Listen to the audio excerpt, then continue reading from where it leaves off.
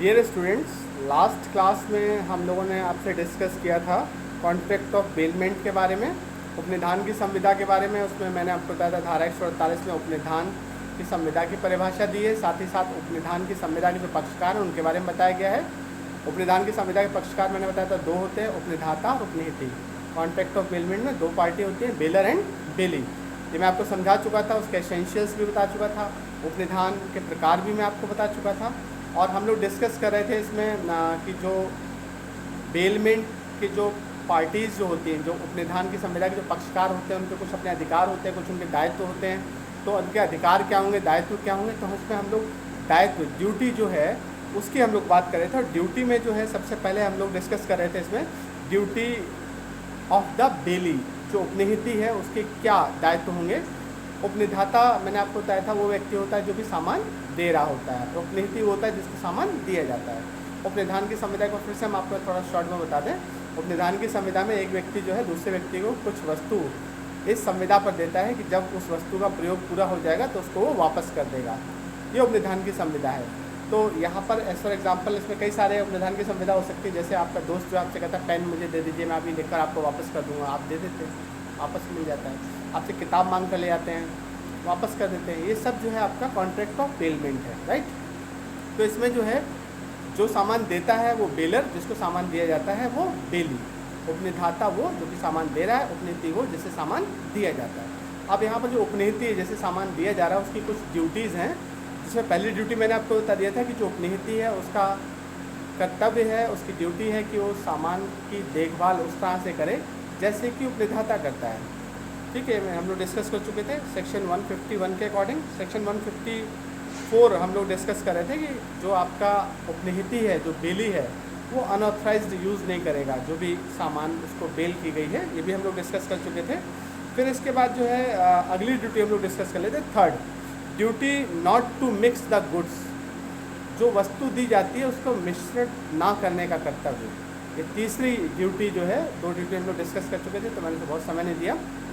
इसमें आप लोग नोट भी कर सकते हैं, वीडियो तो सेव ही रहेगा तो आप उसको ध्यान में रखिएगा।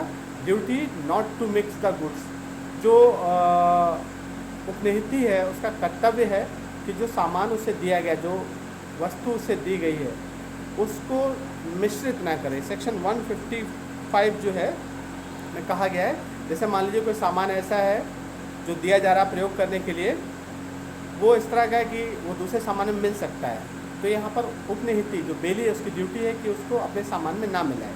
जैसे सपोज़ मान लीजिए मैं एक जो है फार्मर हूँ और मेरे पास जो है चावल हुआ है 50 बोरा, मैंने आपको दिया, मैंने कैसे कुछ दिन के लिए रख लीजिए अपने गोदाम में, मेरे पास गोदाम नहीं है। तो यहाँ पर जो मैं अपने चावल के बोरे आपको दे रहा हूँ, आप भी फार्मर हैं, आपके भी बोरे अपने रखे हुए हैं। तो यहाँ पर हो सकता है जिस कलर का बोरा मेरा हो, जिस कलर की पैकिंग मेरी हो, उस कलर की पैकिंग आपकी भी हो, उस चावल को, उस राइस को रखने के लिए।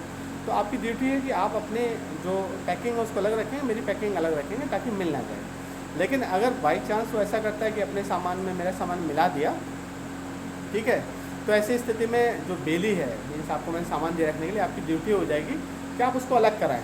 और अलग करने में जो भी खर्चा होगा फिर वो सारा बेली का ही होगा, बेलर का उसमें कोई लायबिलिटी नहीं होगी। लेकिन कई बार ऐसा होता है कि मान लीजिए सामान इस तरह का है जो कि हटाए, जिसको सेपरेट ही नहीं किया जा सकता है। सपोज़ मैंने आपको आटा दिया रखने के लिए, है ना, फ्लोर जो होता है, तो आटा मैंने कहा रख लीजिए, मेरा 2 टन या 4 टन या 5 टन जो है मेरा आटा है, इसको रख लीजिए।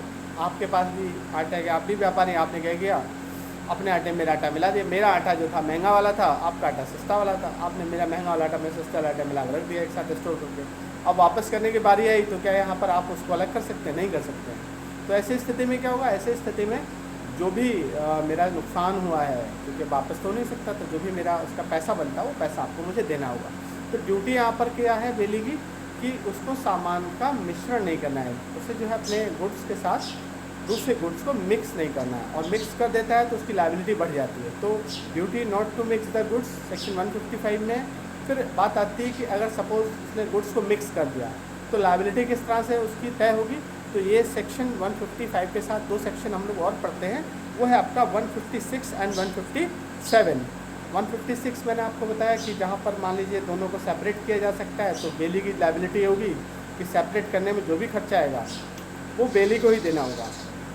और मान लीजिए अलग नहीं किया जा सकता है, तो 150 सेक्शन ये कहता है कि ऐसी स्थिति में जो भी फिर नुकसान हुआ है वो सारा नुकसान जो है उसको बेलर को देना होगा, उपनिहिती को उतना खर्चा बेलर को देना होगा। नेक्स्ट जो है फोर्थ ड्यूटी लिख लीजिएगा इसमें, duty to return the goods, माल को वापस करने का दायित्व। उपनिहिती का अगला दायित्व है कि जो माल उसने लिया है उसको जो है वापस करेगा, उसका प्रयोग पूरा हो जाने के बाद, उसे अपने पास नहीं रखना है। अगर मैं आपको कोई सामान दे रहा हूँ प्रयोग करने के लिए तो आपकी लायबिलिटी क्या है, स्वाभाविक है, सेक्शन 160 इसमें आप लिख लीजिएगा, धारा 160 में ये चीज़ कही गई, ड्यूटी दी हुई है कि जो बेली है उसकी ड्यूटी है कि वो जो सामान उसने लिया है उसको वो समय होने पर उसको वापस कर दे। इसमें बहुत टेक्निकल चीज़ नहीं है। नेक्स्ट ड्यूटी है duty to return the increase of goods, बढ़े हुए माल को वापस देने का उपनिहिती का कर्तव्य, सेक्शन 163।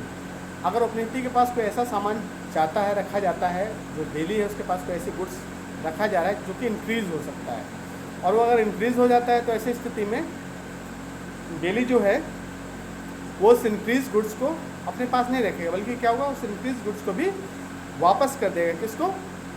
बेलर को। जैसे सपोज मान लीजिए कई बार क्या होता है कि आप पेट एनिमल जो है आपके पास है और आप कहीं बाहर जा रहे हैं, आपने छोड़ दिया अपने दोस्त के पास कि यार कुछ दिन रख लेना, जब मैं आऊँगा तो वापस ले लूँगा। सपोज जैसे मैं गाय है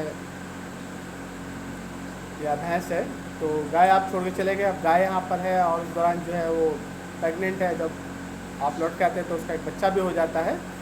तो यहाँ पर जो है जब वो वापस देने की बारी आएगी तो जो बेली है, मतलब आपका दोस्त जो है, उसकी ड्यूटी होगी जो इंक्रीज़ हुआ उसमें, मतलब उसके बच्चे के साथ उसे वापस करना होगा। वो ये नहीं कह सकता कि आपने तो मुझे सिंगल काऊ दी थी तो मैं इसको जो बच्चा इसको नहीं दूंगा। तो ये ड्यूटी है कि जो भी इंक्रीज़ हो उस गुड्स में, वो इंक्रीज़ उसको वापस करना होगा।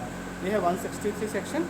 फिर इसके बाद है नेक्स्ट जो है ड्यूटी 6 नंबर, तो लिख लीजिए, duty not to dispute with the title of the bailor. जो उपनिधाता का जो हक है उसके संबंध में कोई भी,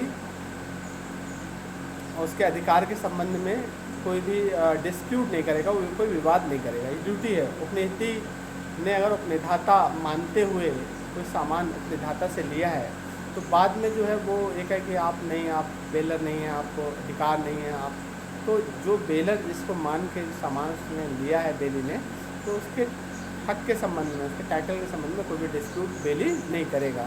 ये आपका सेक्शन 166 में दिया हुआ है। ये तो आपका हो गया ड्यूटीज़ ऑफ बेली। अब इसके बाद हम लोग देख लेते हैं जो बेलर है उसकी क्या ड्यूटी होगी, उसकी क्या लायबिलिटी होगी। क्योंकि बेली की हमने देख लिया, बेलर की लायबिलिटी देख लीजिए। इसमें दिया हुआ है duty to disclose the faults of goods bailed, उपनिहित माल के दोषों का प्रकट करने का उपनिधाता का कर्तव्य। सेक्शन 150, जो बेलर है अगर कोई सामान दे रहा है उसमें कोई डिफेक्ट है तो उस डिफेक्ट को डिस्क्लोज करने की ड्यूटी बेलर की होगी।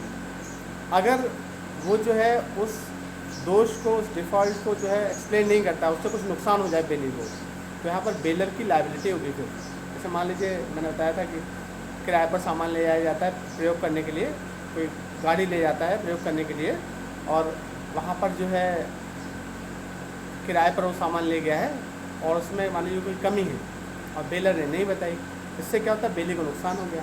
तो यहाँ पर फिर बेलर की ड्यूटी होगी कि जो भी नुकसान हुआ है वो उसको देना होगा बेली को। ठीक है, ये है आपका सेक्शन 150। फिर नेक्स्ट है आपका liability for repayment of necessary expenses, section 158, आवश्यक खर्चों के भुगतान के लिए दायित्व।